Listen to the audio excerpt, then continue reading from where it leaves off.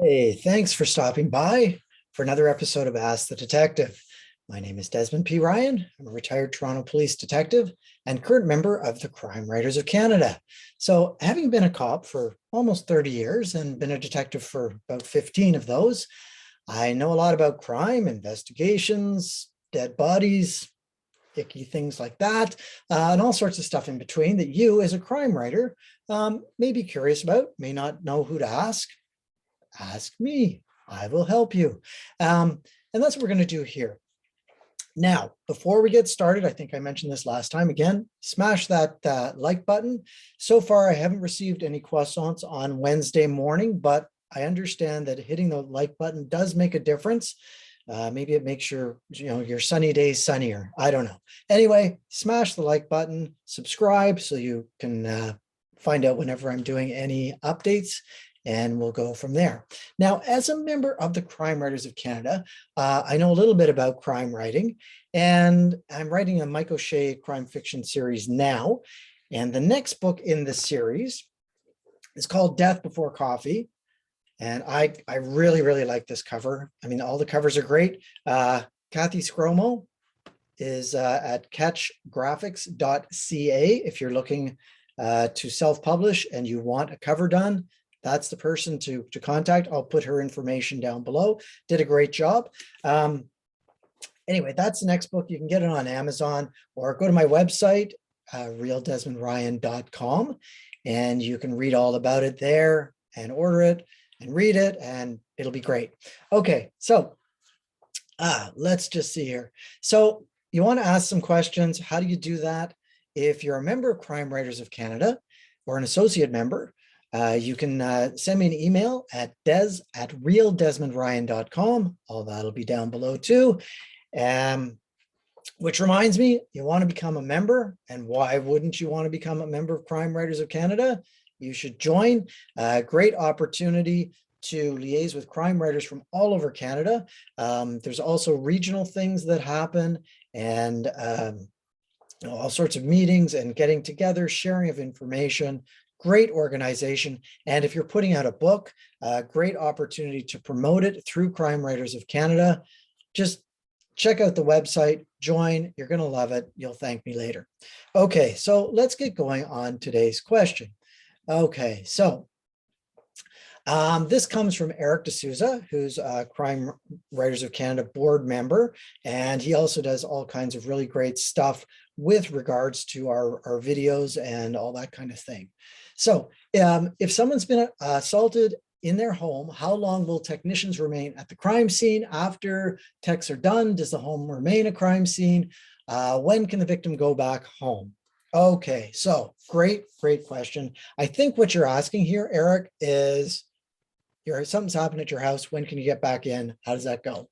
So generally speaking, if depending on the crime and how complicated the forensics are, will change how long the forensic technicians will be at the scene. All right, so imagine, for something like a murder, there's a whole lot of evidence going on there, and we can get into that in many, many more videos because it's a huge area of discussion. But let's say, like in the case that Eric gave, it's an assault. All right, now, depending on the police service, depends on who looks after their forensics. For something like an assault, most police services have what's called a SOCO officer, scene of crime officer. So I guess it's really just a SOCO, because otherwise it'd be a scenes of crime officer, and it's not. It's a SOCO, scenes of crime officer. Now, that officer may be a special designated officer whose exclusive responsibilities are to go from crime scene to crime scene.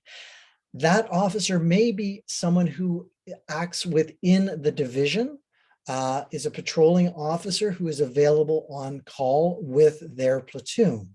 Right? So it depends on the structure of the police service, and when you're writing it, how you're going to structure your investigative teams. So what happens is, if it's what we consider a relatively minor criminal activity like an assault, a scene of crime officer would be called, And they would take pictures. They take pictures of the scene. That's why they're called scene of crime officers. And that could include anything that would act as evidence that a crime has occurred. So let's say there's been an assault. And let's say in that assault, picture frames are askew and a lampshade's been, lamp's been knocked over.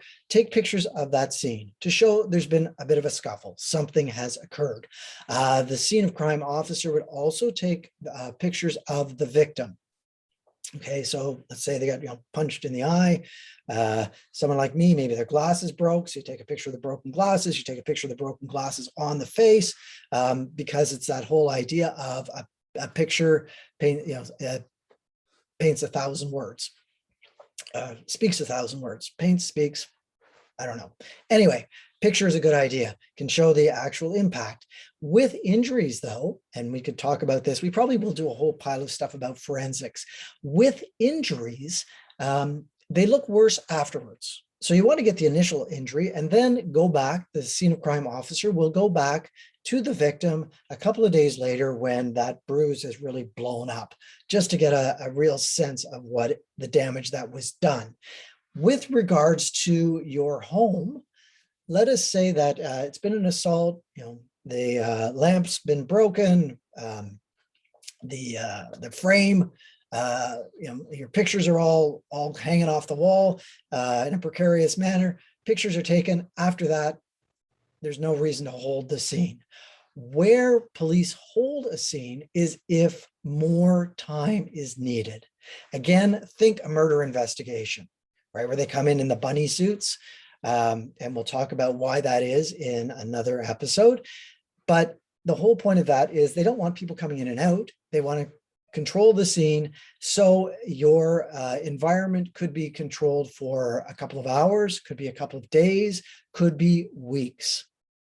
And once the scene has been released, then people can get back into their homes. I hope I have answered that for you. If not, feel free to ask again in a different way.